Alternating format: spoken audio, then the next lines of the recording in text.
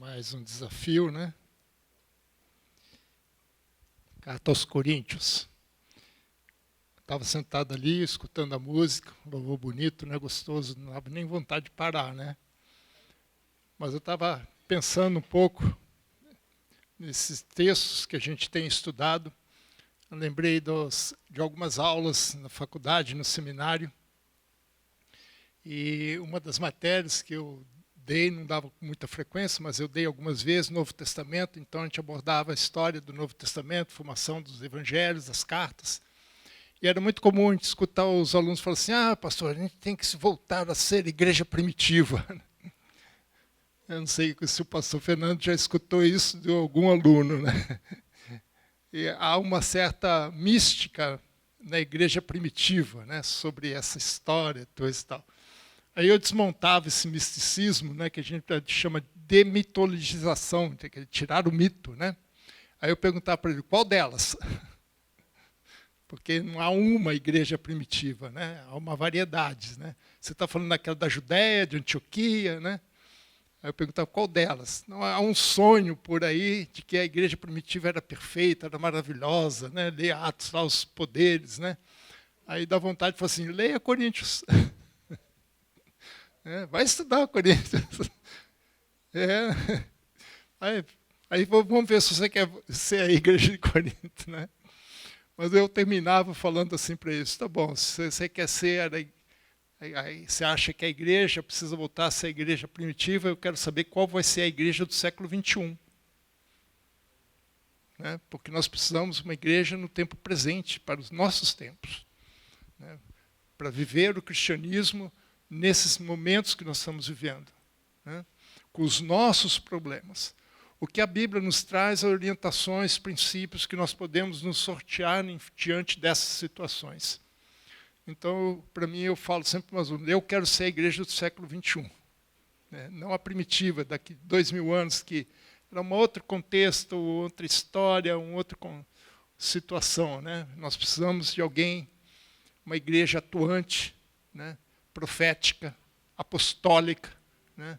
Que enfrenta seus problemas, que tem respostas a dar ao mundo. E essas respostas nós podemos nos orientar pelo que o legado que principalmente Paulo não foi o único, obviamente, a Bíblia foi escrita por 44 autores, mas em especial Paulo, porque ele fala muito sobre igreja. Né? Então eu quero ler com irmãos, a segunda carta de Paulo, no capítulo 2, nós vamos ler até 1 ao 11. Hoje de manhã o pastor Fernando já deu um spoiler, né? Eu achei bom porque ficou um gancho, né? Porque está intimamente ligado. O ruim das divisões por capítulos é que às vezes o assunto atravessa um e outro e fica difícil separar uma coisa da outra. Né? Mas algumas coisas que ele pontuou hoje de manhã, né, é continuação, nós temos continuação aqui. Capítulo 2, versículo de 1 até o versículo 11. Isso deliberei por mim mesmo, não voltar a encontrar-me convosco em tristeza. Porque se eu vos entristeço, quem me alegrará? Senão aquele que está entristecido por mim mesmo. E isso escrevi para que, quando for, não tenha tristeza da parte daqueles que deveriam alegrar-me, confiando em todos vós de que a minha alegria é também a vossa. Porque no meio de muitos sofrimentos e angústias de coração vos escrevo, com muitas lágrimas, não para que ficasseis entristecidos, mas para que conhecesseis o amor que vos consagro em grande medida. Ora, se alguém me causou tristeza, não o fez apenas a mim, mas, para que eu não seja demasiadamente áspero, digo que, em parte, a todos vós, basta-lhe a punição pela maioria. De modo que deveis, pelo contrário, perdoar-lhe e confrontá-lo, para que não seja o mesmo consumido por excessiva tristeza. Pelo que vos rogo que confirmeis para com ele o vosso amor. E foi por isso também que vos escrevi, para ter prova de que em tudo sois obedientes. A quem perdoais alguma coisa, também eu perdoo, porque, de fato, o que tenho perdoado, se alguma coisa tenho perdoado, por causa de vós o fiz na presença de Cristo, para que Satanás não alcance vantagem sobre nós, pois não lhes ignoramos os desígnios.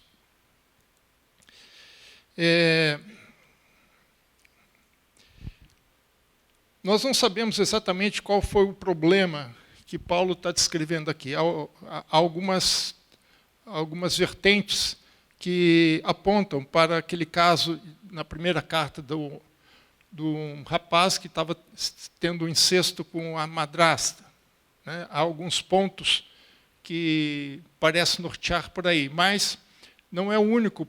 Né? Nós não sabemos exatamente, porque tem duas cartas que nós perdemos, que nós não temos, e a gente precisa pensar em alguns pontos para fazer uma afirmação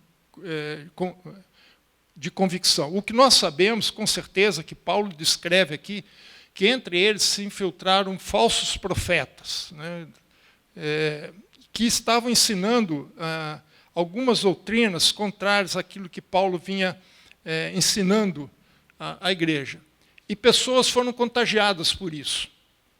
Né, foram contagiadas. E por aí eles começaram a contestar a autoridade de Paulo, porque esses falsos profetas queriam ter, nas palavras de Paulo, a primazia sobre a igreja, queria se aproveitar da igreja, né, aquela situação toda. E Paulo foi bem contestado sobre isso. Né. O grande problema, irmãos, na contestação da autoridade de Paulo, é que, ao mesmo tempo que ele contesta a autoridade de Paulo, ele também está contestando as doutrinas de Paulo. E, contestando as doutrinas de Paulo, eles estavam solapando toda a base da fé cristã que Paulo tinha ensinado na igreja, alicerçado a igreja. Então, poderíamos até dizer que, se essas pessoas tivessem conseguido o seu intento, talvez não tivéssemos essas cartas. Talvez todo o trabalho de Paulo, que foram 3 viagens missionárias registradas na Bíblia, todo esse trabalho poderia vir cair por terra. Então, Paulo, para conter essas pessoas, ele precisou atuar de uma forma bem incisiva, bem forte sobre eles. Né? Primeiro, enviando cartas. Né? Nós temos 2 das 4, a gente sabe, porque a primeira carta, nos textos diz, como eu já vos escrevi antes. Né? Então, pelo menos 2 nós temos registro direto, e uma terceira nós temos registro indireto nessa carta, quando ele se refere a uma carta que ele escreveu, que é chamado por alguns carta dolorosa, outros cartas de sofrimento, que foi uma carta muito dura, que nos textos que Paulo traz aqui, ele diz que ele chegou até a se arrepender, mas depois ele voltou atrás, porque ele tinha sido muito duro, mas ele entendeu que foi necessário.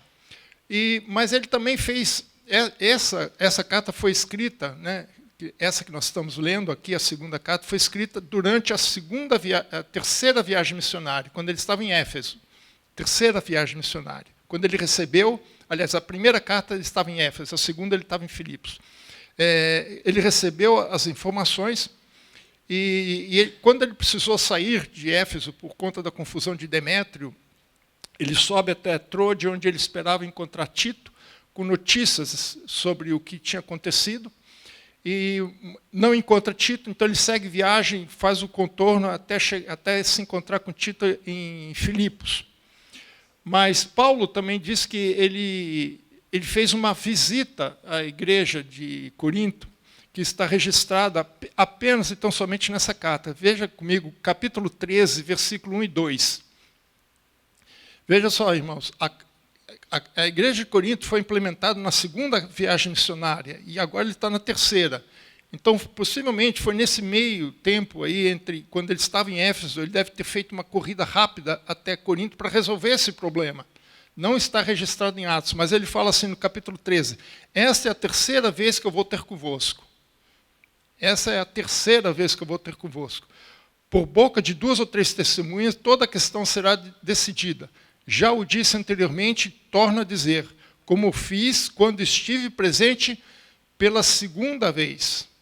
Nós não temos registro dessa segunda vez. Nós temos da primeira. E nessa carta, ele se conduzindo à igreja pela terceira vez. Né? Então ele fala assim, quando estive presente pela segunda vez, mas agora estando ausente, eu digo que aos que outrora pecaram. Interessante que ele fala no plural, pecaram. Era um grupo de pessoas que estavam se juntando contra Paulo, possivelmente na liderança de algum deles. E a todos os mais que outra vez não os pouparei. Novamente ele está falando no plural. Então o caso aqui era grave.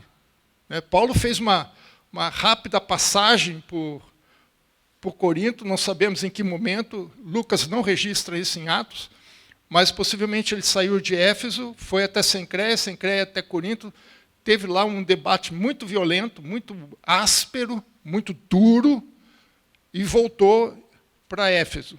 E agora ele está indo, como ele fala, indo pela terceira vez, pela terceira vez para poder resolver o problema. E ele realmente desce nessa viagem, durante essa viagem.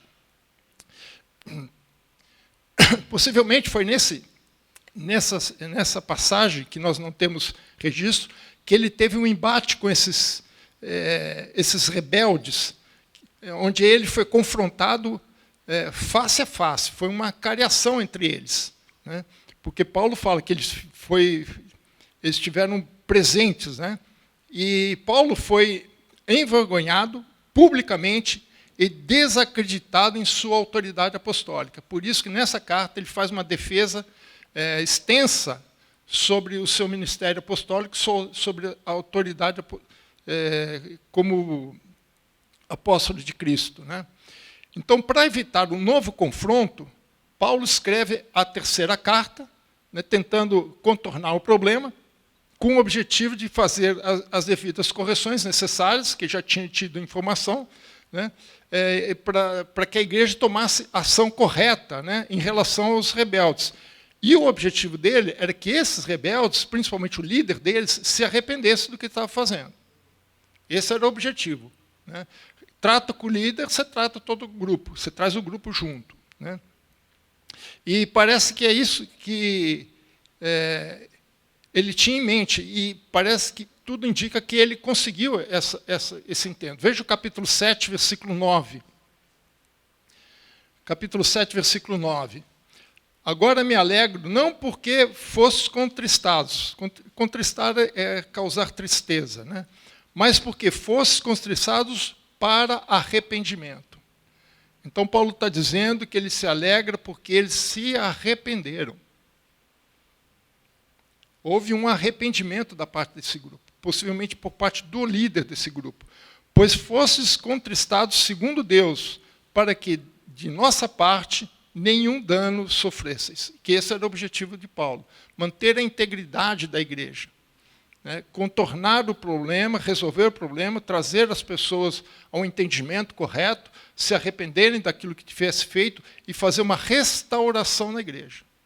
E o texto que segue aqui, esses 11 primeiros versículos, ele vai comentar sobre essa restauração, o caminhar dessa restauração. É o que Paulo orienta nesses versículos. E nesse texto, ele fala que a restauração exige duas coisas. Primeiro, disciplina. E segundo, perdão. Primeiro, ele vai tratar a questão da disciplina. A disciplina é necessária e importante para a igreja. É necessário não só para a igreja, mas para o ofensor, para o pecador.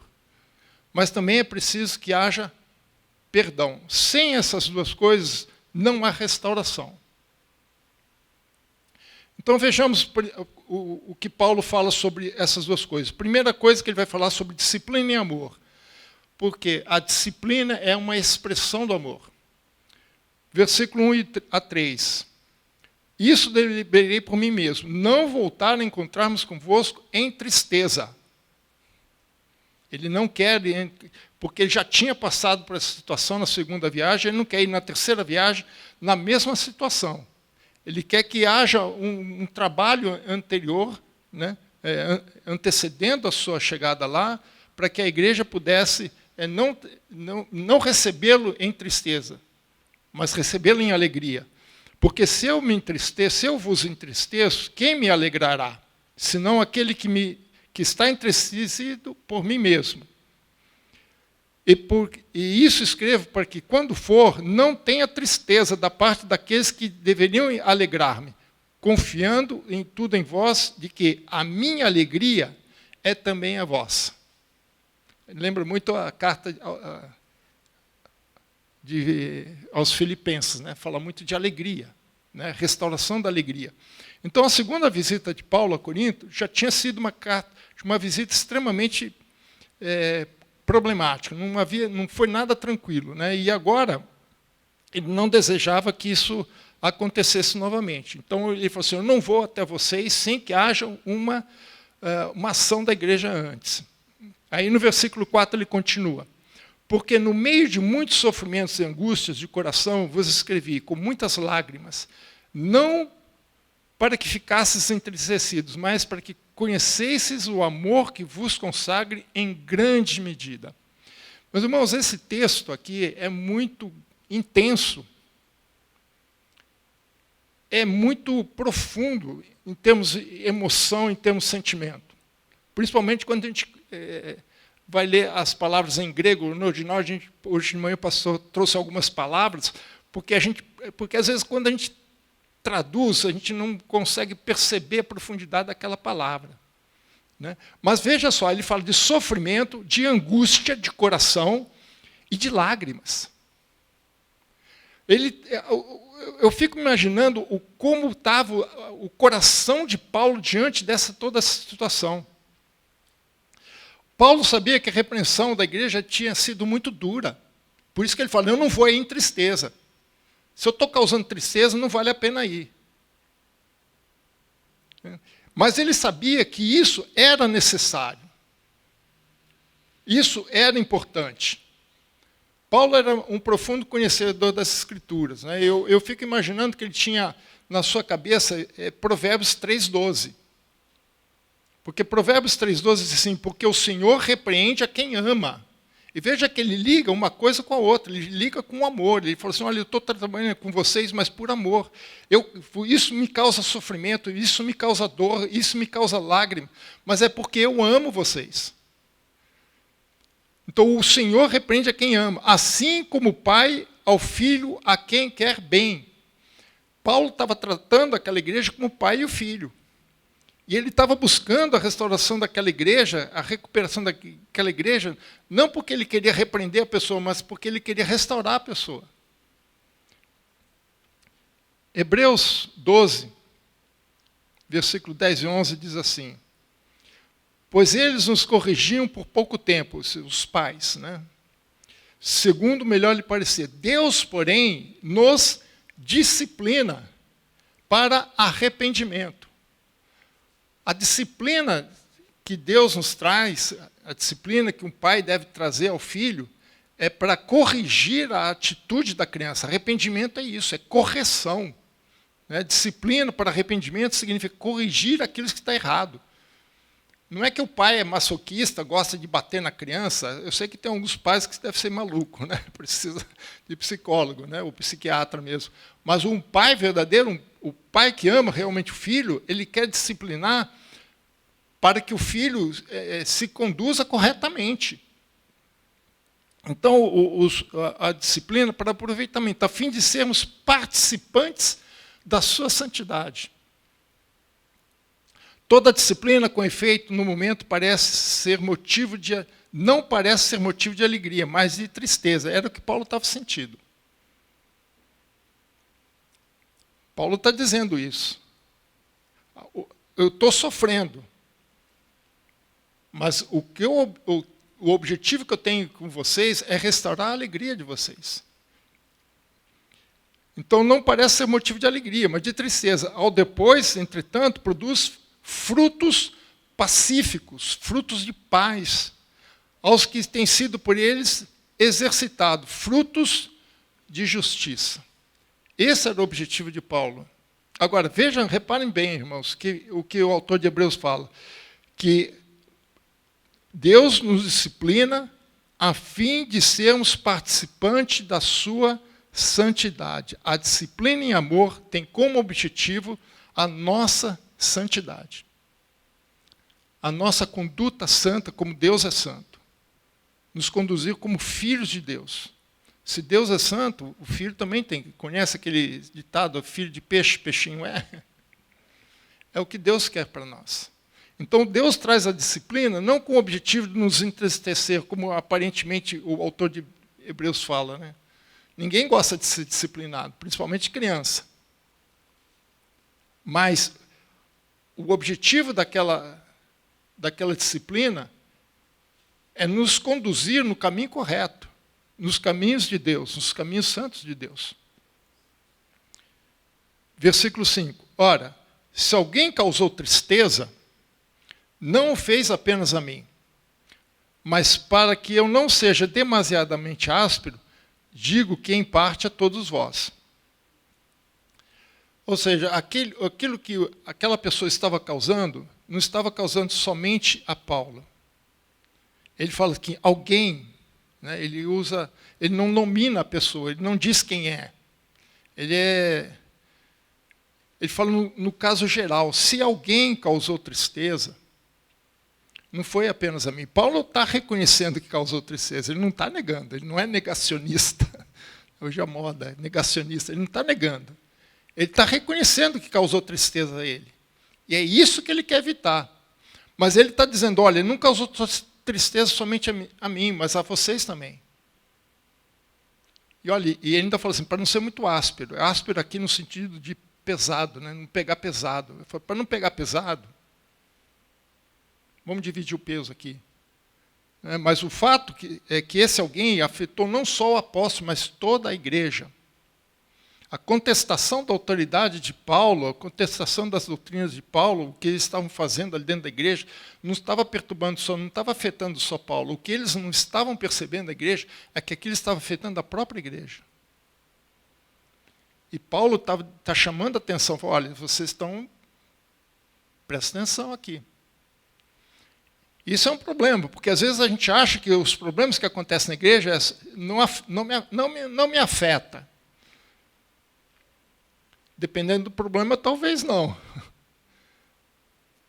Mas quando uma autoridade instituída por Deus, quando as doutrinas instituídas por Deus são contestadas, aí afeta.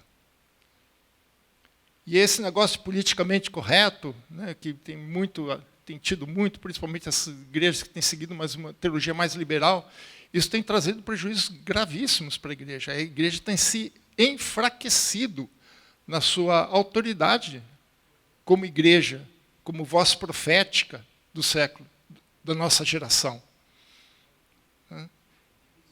E a gente vê tantas coisas aí, e eu pelo menos tenho orado, eu sei que o pastor Fernando também tem orado, para que Deus levante pessoas com ousadia, né? Não só no nosso meio como pastores, mas para que influenciem também as decisões. A gente acha que não tem nada a ver com a igreja. Tem a ver com a igreja. Você é afetado por isso.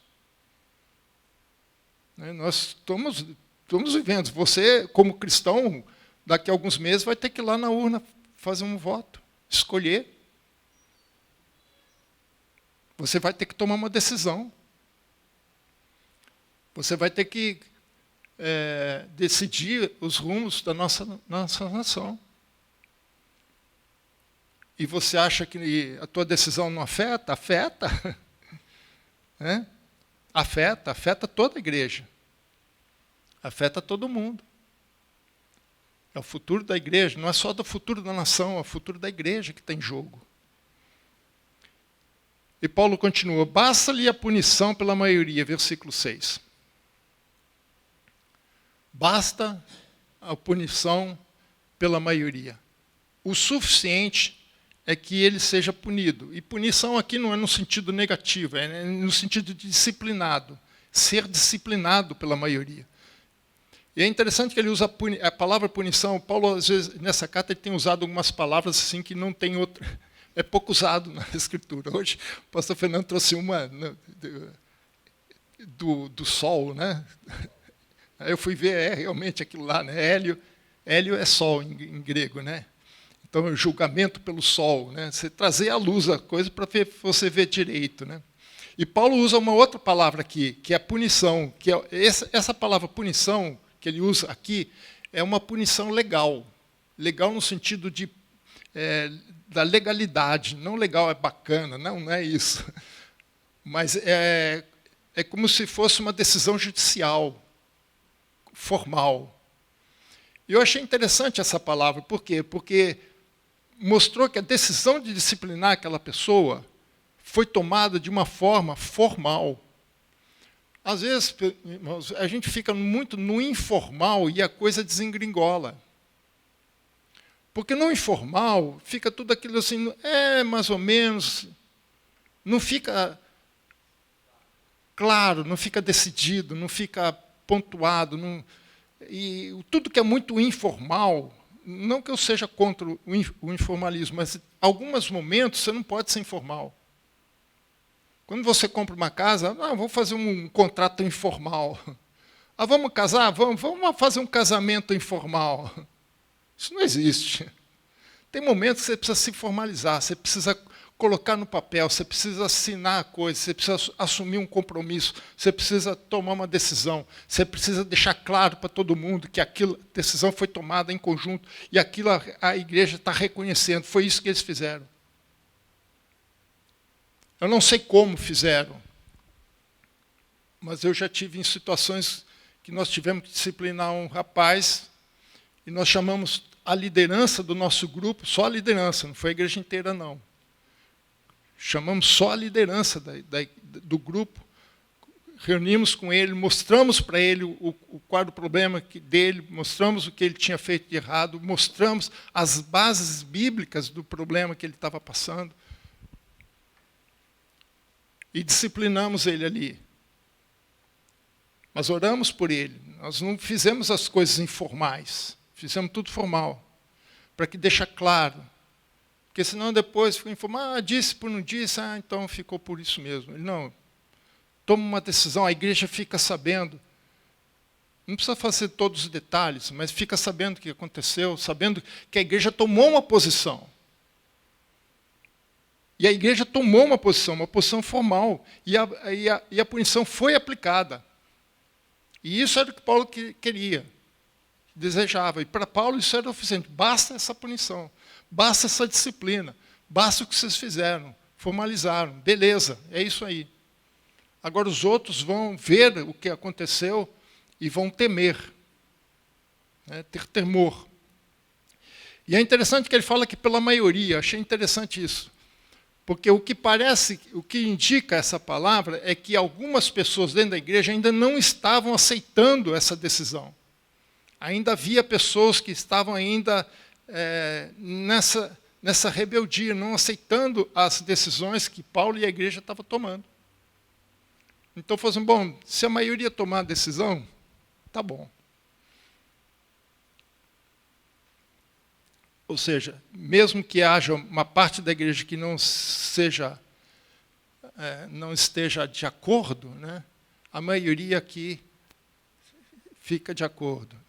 Então, o castigo, ou a punição, ou a disciplina, foi suficientemente severo para obter o resultado desejado. Também não adianta ficar fazendo, fingindo que disciplinou. Não é assim. Então, por quê? Porque a falta de disciplina pode trazer problemas gravíssimos para a igreja. Porque pode ficar aquela ideia de libertinagem. Eu posso fazer o que quiser, não vou ser castigado. O crime compensa, o pecado não compensa. Quando eu estava lendo esse texto, eu lembrei um caso que nós já estudamos aqui, o caso, inclusive o pastor citou de Samuel hoje de manhã, até achei interessante. Não é o mesmo texto, mas fala de Samuel, 1 Samuel capítulo 3, versículo 13. 1 Samuel capítulo 3, versículo 13. Essa história de Samuel, quando ele começa o seu ministério profético. É a primeira vez que Samuel recebe uma profecia da parte de Deus. E era contra Eli, o seu mentor. Ele devia ter por volta de uns 20 anos, mais ou menos. Alguns falam que é 14 anos. Não, quem lê a profecia sabe que uma criança de 14 anos não teria estrutura emocional, psicológica para suportar a profecia que ele recebeu. Ele devia ter por volta dos 20 anos, quando ele começa o seu ministério profético. Veja que ele fala aqui, né? Deus revelando a Samuel a atitude de Eli. Né? Porque já lhe disse, esse lhe é Eli, já lhe disse que julgarei a sua casa para sempre, pela iniquidade que ele bem conhecia. A iniquidade que ele bem conhecia. A igreja de Corinto sabia o que estava acontecendo. Né? Porque os seus filhos se fizeram execráveis, e ele não os repreendeu.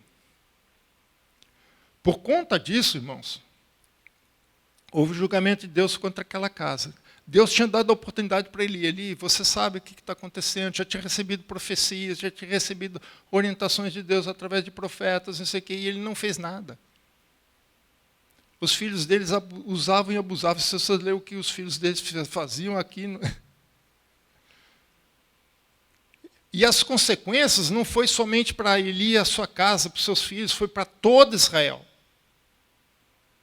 Porque o que aconteceu logo em seguida foi que Israel foi para a batalha contra os filisteus, os filhos de Eli foram lá, levaram a Arca da Aliança, eles achando que a Arca da Aliança ia trazer a vitória, e Deus falou, Além de perder a batalha, os filhos de Eli morreram na batalha.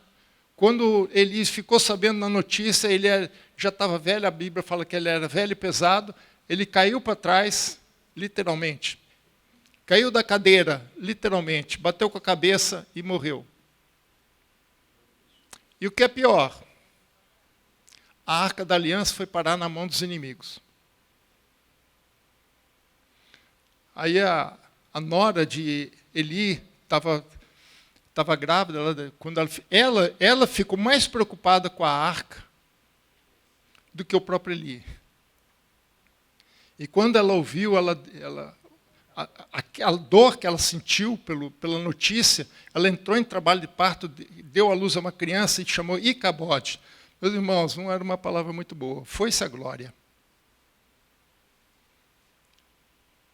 Foi-se a glória de Israel. Por quê? Porque Eli sabia do pecado dos seus filhos e não disciplinou seus filhos. Não os repreendeu, não houve disciplina. A igreja precisa disciplinar. Se há um erro, precisa disciplinar. As consequências são gravíssimas, irmãos.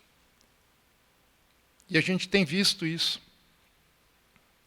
Mas a disciplina tem que ser com amor. Né? Versículo 8 ele fala isso. Pelo que vos rogo que confirmeis com ele o vosso amor. Paulo está usando o mesmo princípio que nós já vimos no final da sua carta, na primeira carta, né? Primeira carta aos Coríntios, capítulo 16, versículo 14, né? Que ele fala, em todos os vossos atos sejam feitos, o texto fala com amor, mas a tradução correta seria em amor. É fazer tudo em amor. Então, o que Paulo está dizendo é que se ele realmente houve arrependimento, ele também tem que ser restaurado em amor. Disciplinado, sim, mas em amor. Para que aquilo seja corrigido na vida dele e também na vida da igreja. Para nós não é muito fácil, né, disciplinar uma pessoa. Mas é necessário. Porque a Bíblia diz que o pai que ama o filho não esconde a vara. Precisa disciplinar. Para que ele ande nos caminhos do Senhor, para que a igreja seja santa, para que nós possamos compartilhar da santidade de Deus. O segundo elemento para uma restauração é o perdão. Se o primeiro é a disciplina, o ofensor, aquele que pecou, precisa ser disciplinado em amor, precisa ser orientado, precisa ser incentivado. O segundo é ser perdoado. Porque não adianta nada se não houver perdão.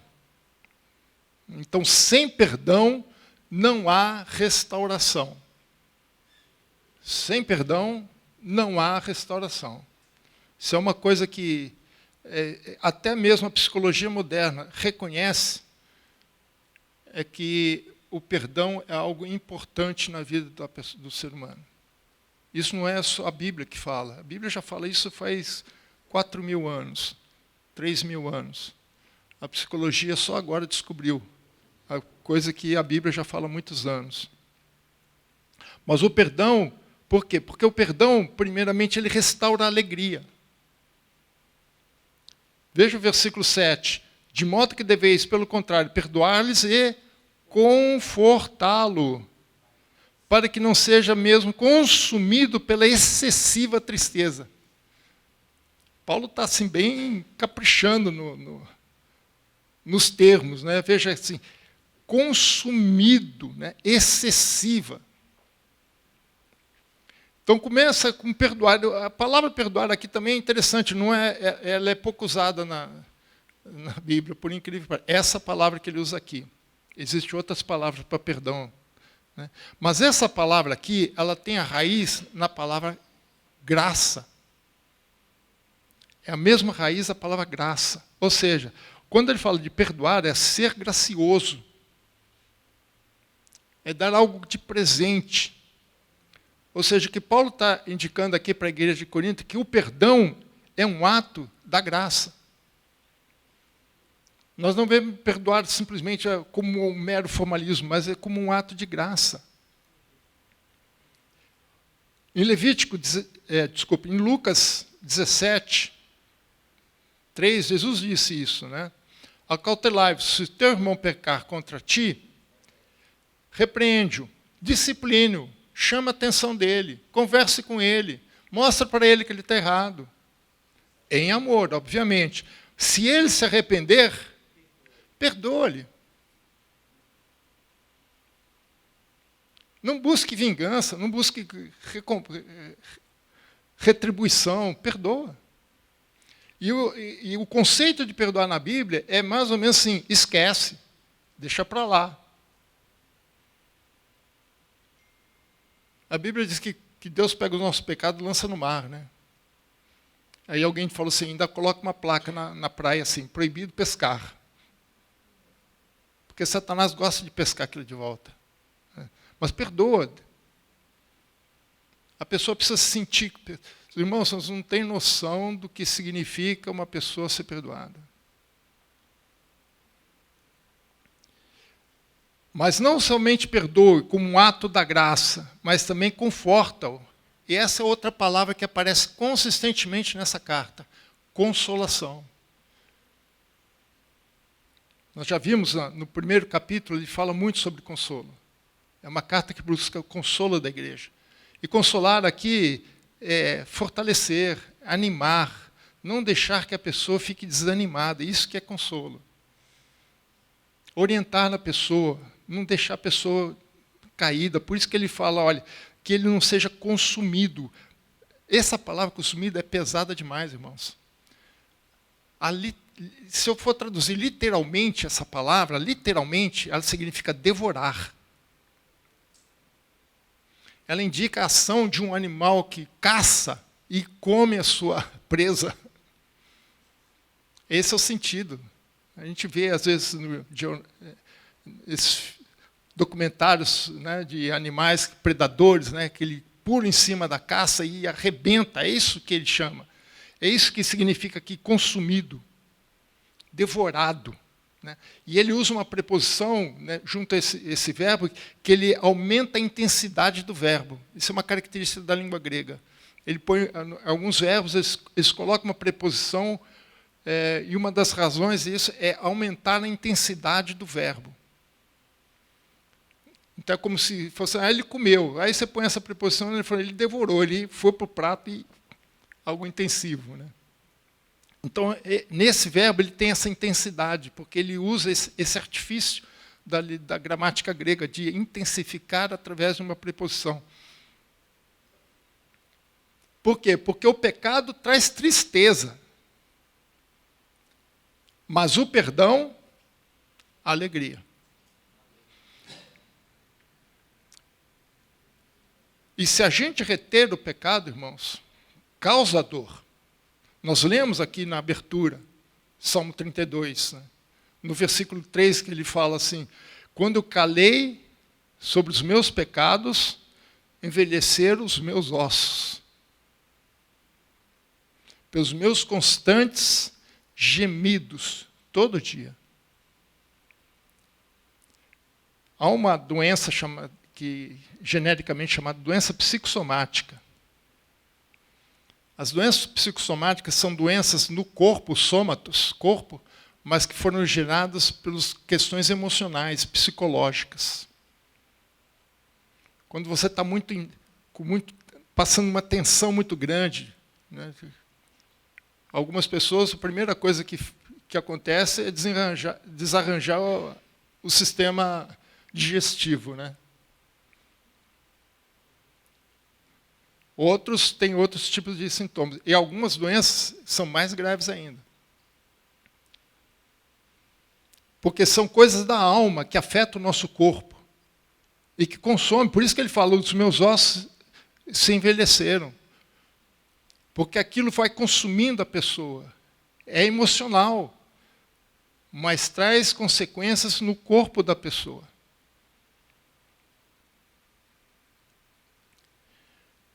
E isso Paulo estava querendo evitar. Por isso que no versículo 8, novamente, lá no versículo 8, ele fala que confirmeis o vosso amor. Para que evitar essa dor desnecessária, porque se ele já foi perdoado, ele já tem que estar livre dessa dor. Mas como é que ele vai ter a certeza que ele foi perdoado? Através da expressão do amor à pessoa. Por isso ele usa a palavra confirmar no versículo 8. Que significa, é a mesma palavra que o pastor Fernando trouxe hoje de manhã, né? É ratificar.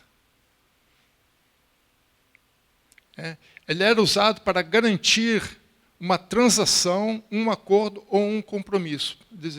É como você pergunta, você vai lá amanhã e fala assim, vou, está confirmado? Está confirmado. Então você pode ter a garantia da presença da pessoa. É esse o sentido, é confirmar, para que a pessoa tenha certeza, não ficar só no falar, mas a pessoa saiba, com certeza, que eu os amo. Que aquilo que foi feito por amor. Então o perdão restaura a alegria, porque tira essa dor da pessoa. A segunda coisa é que o perdão também é prova de obediência. Veja o versículo 9. E foi por isso também que vos escrevi, para ter prova de que em tudo sois obedientes. E aqui é um detalhe interessante, né? Vamos ler Efésios 4, 31, 32. Efésios 4, 31, 32. Longe de vós toda amargura, cólera, ira, gritaria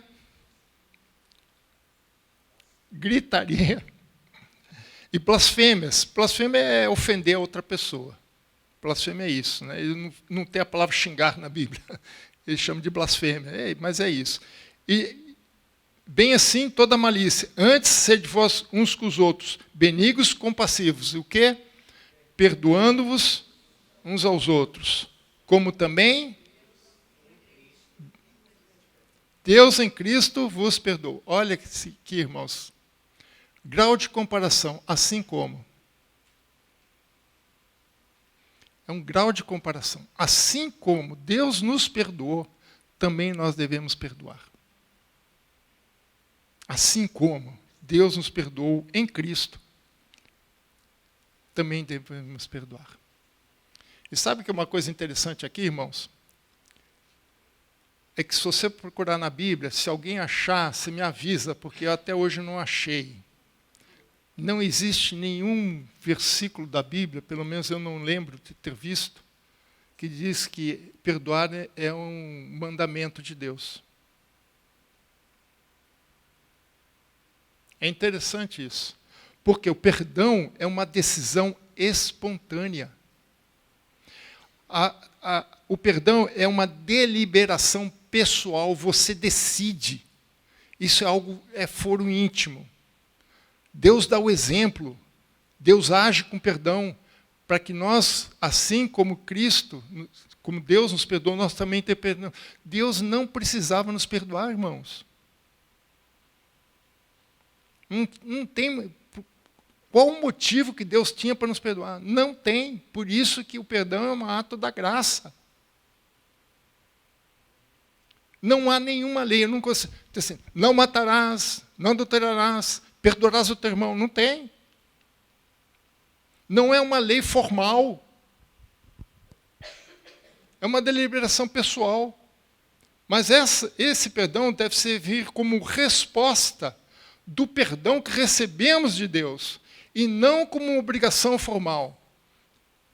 A gente faz isso com criança, né? Com nossos filhos. A Betina ainda vai passar por essa. Né? Ela apronta alguma coisa, mexe lá com a amiguinha ficou chateada, os pais da amiguinha vêm lá conversar com a Carla, com o Eduardo, falou assim, aí ele falou assim, Betina, peça perdão para a menina. Ela vai dizer, perdoa, mas da boca para fora. Pode deixar, vocês vão passar por isso. Mas, ou foi só comigo que aconteceu. A gente fala, peça perdão. Mas fala da boca para fora. A criança não tem muita noção disso. E às vezes ela não quer perdoar. Não estou falando da Betina. Estou falando da criança que não quer perdoar. Porque perdão é uma decisão pessoal, você decide. Por isso que Paulo usa essa palavra diferente em outras passagens, que perdão aqui é um ato de graça. Assim como Deus nos perdoou, assim como Deus agiu como um ato de graça sobre as nossas vidas, nós também devemos fazer. A obediência aqui não é por mero formalismo, é por exemplo.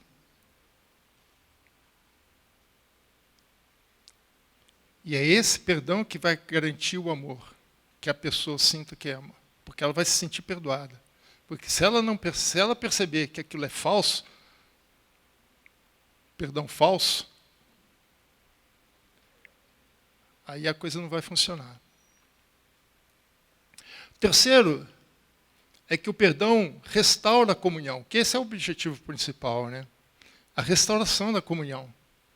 E a comunhão é a convivência da igreja. Veja que Paulo fala no versículo 10, a quem perdoais alguma coisa, também eu perdoo.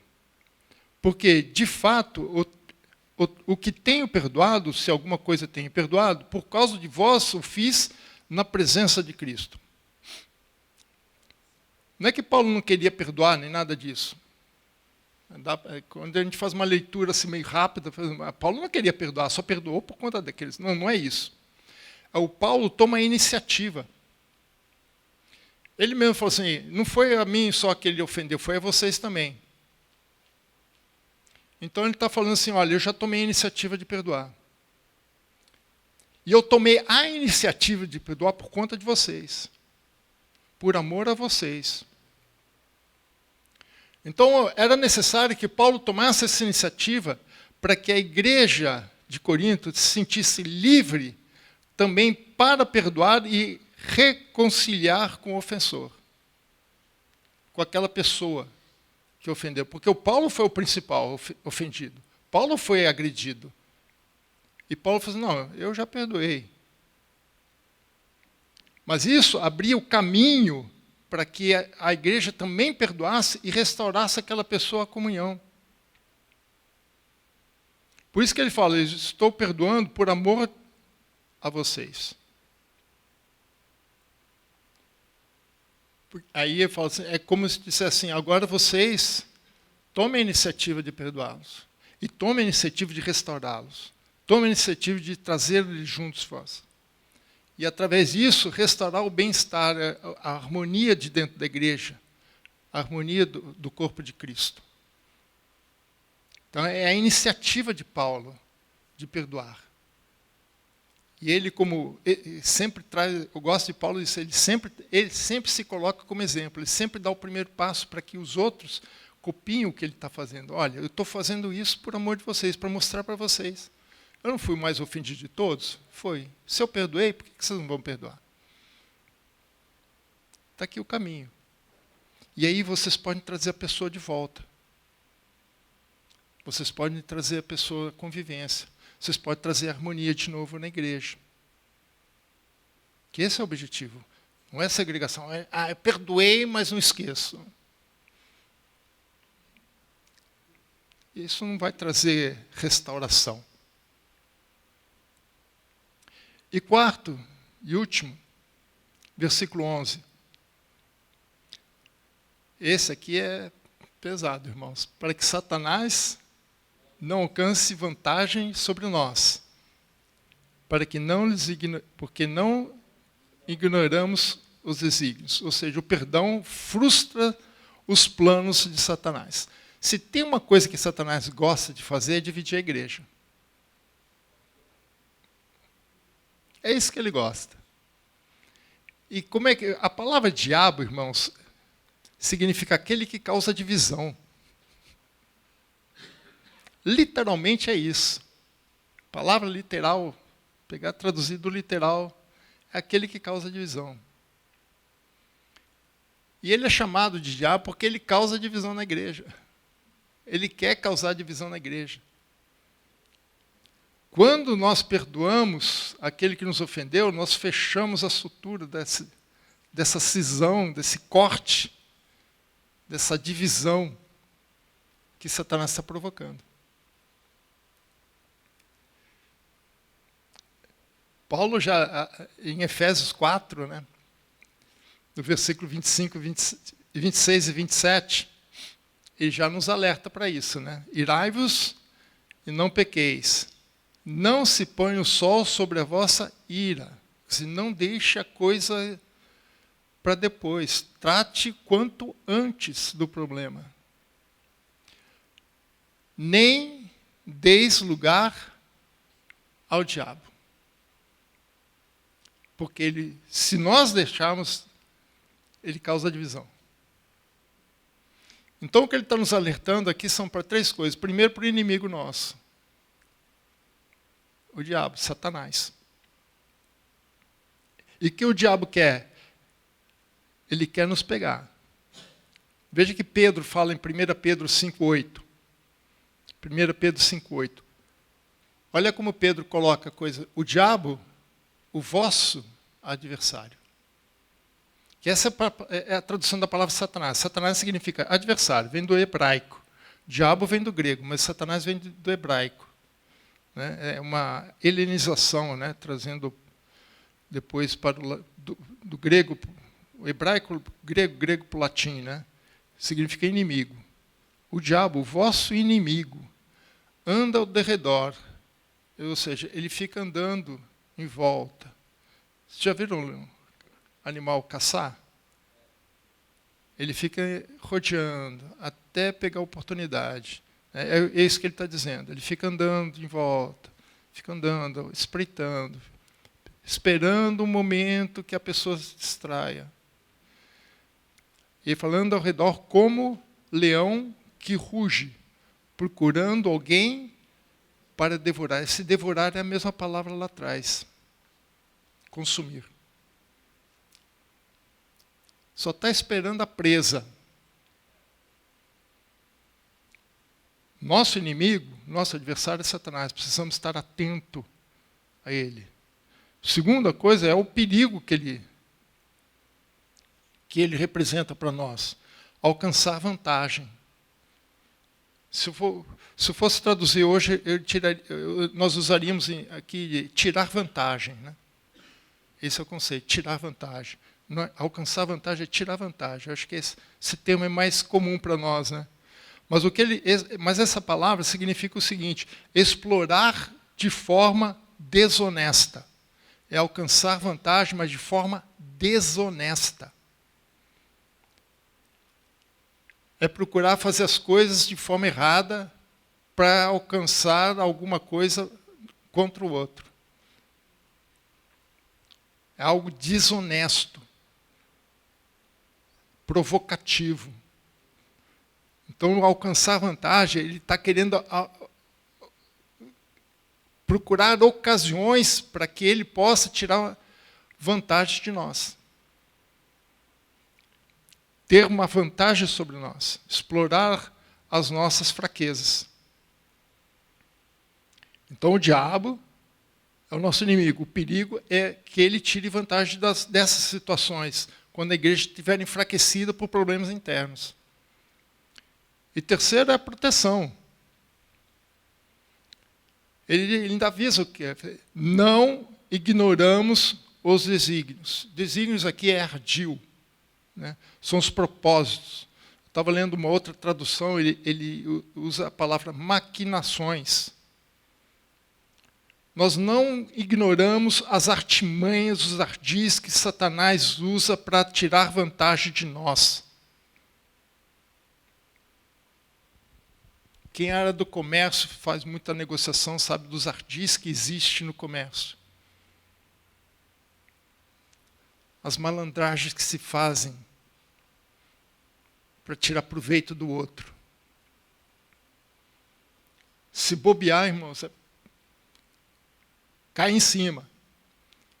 Então o que Paulo está dizendo, olha, se você não perdoar, se você não restaurar, se você não trouxer as coisas de volta, você estará dando oportunidade para Satanás.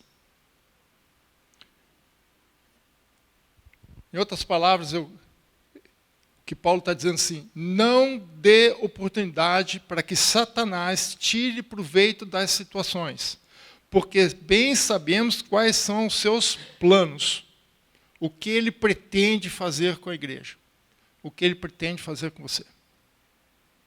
Então não bobeia, preste atenção, não dê espaço, restaure o ferido, restaure o pecador, restaure a comunhão na igreja, restaure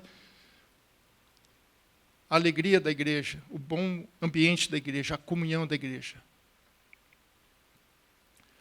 Mas a restauração, para ser completa, ela deve ser restaurada não apenas o ofensor, o pecador, mas também o ofendido, a igreja.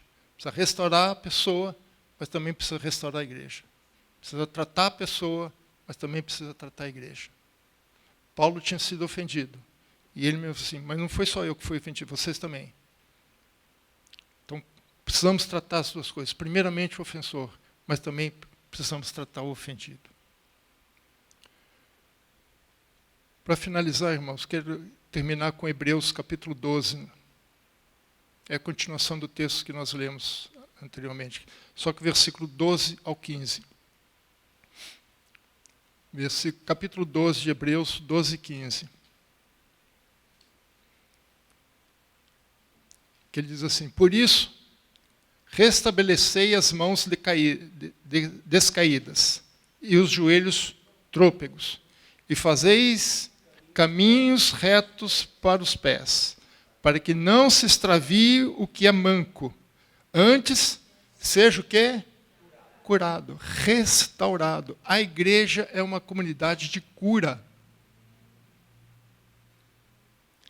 A igreja não tem pessoas sem doenças.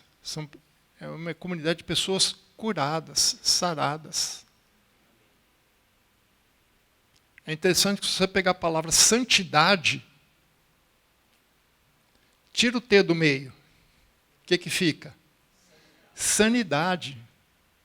A santidade está ligada diretamente à sanidade, à cura. E Paulo fala que Deus nos santifica em tudo. Espírito, alma e corpo. O homem integral. Esse conceito holístico que tem por aí não é coisa de esotérico, não, é bíblico. Deus não nos olha por partes. Deus nos olha como um ser integral. Espírito, alma e corpo. Por isso, para que seja curado, a igreja é uma comunidade de cura. Segui a paz com todos e a santificação, sem a qual ninguém verá a Deus, ao Senhor, atentando diligentemente para que ninguém seja faltoso, separando-se da graça de Deus, nem haja alguma raiz de amargura que, brotando, vos perturbe, e por meio delas, muitos sejam contaminados. É isso que estava acontecendo em Corinto. É isso que Paulo estava tentando evitar. Que nós sejamos uma comunidade de cura. Que nós sejamos uma comunidade que vai tratar as pessoas